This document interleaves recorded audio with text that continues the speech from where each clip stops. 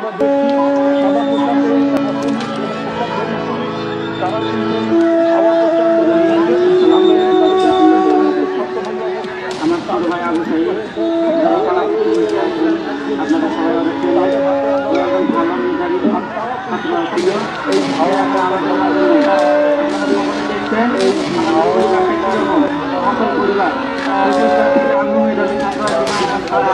কতটুকু অশ্রু গড়ালে হৃদয়ের দলে সিক্ত, কত প্রদীপ শিখা জ্বালালে জীবন আলোয় উদ্দীপ্ত, কত ব্যথা বুকে চাপালে তাকে বলি আমি ধৈর্য।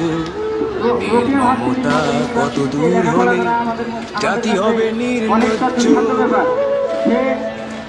আমি চিৎকার করে কাঁদিতে চাহিয়া করিতে পারিনি চিৎকার, আমি চিৎকার করে কাঁদিতে চাহিয়া করিতে পারিনি চিৎকার।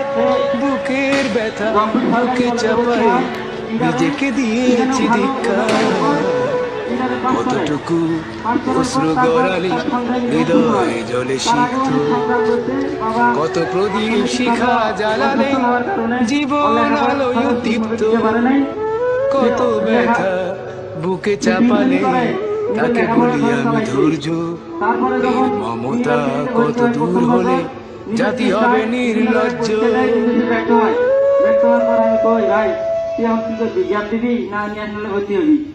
না ভাই আমি আরেকবার চেষ্টা করে দেখো। তারপরে চেষ্টা করে পরের পাঁচ পাইলো রোকেয়াতে পাইছে এবং ইয়াতে পাইছে, ওই আরেক জায়গায় পাইছিল, ওটা আমার মনে নেই সঠিক। তারপরে কইলাম হোক বাড়ির কাছে আছে রোকেয়া, ওখানেই ভর্তি হোক। তারপরে টিউশনি করে করে লেখাপড়া চালাইয়া এবার তার ফাইনাল পরীক্ষা দিছে। পরে জিজ্ঞেস করছিলাম রেজাল্ট কিরকম হয়েছে তোর? কয় যে ভাই আমার ডিপার্টমেন্টে আমার রেজাল্ট আছে 2 নম্বরে, আমার তো একটা মেয়ে বেশি আছে। এবার ফাইনাল পরীক্ষাটা দিচ্ছি, রেজাল্টটা বের হলে ফাইনাল রেজাল্টটা চলে আসবে।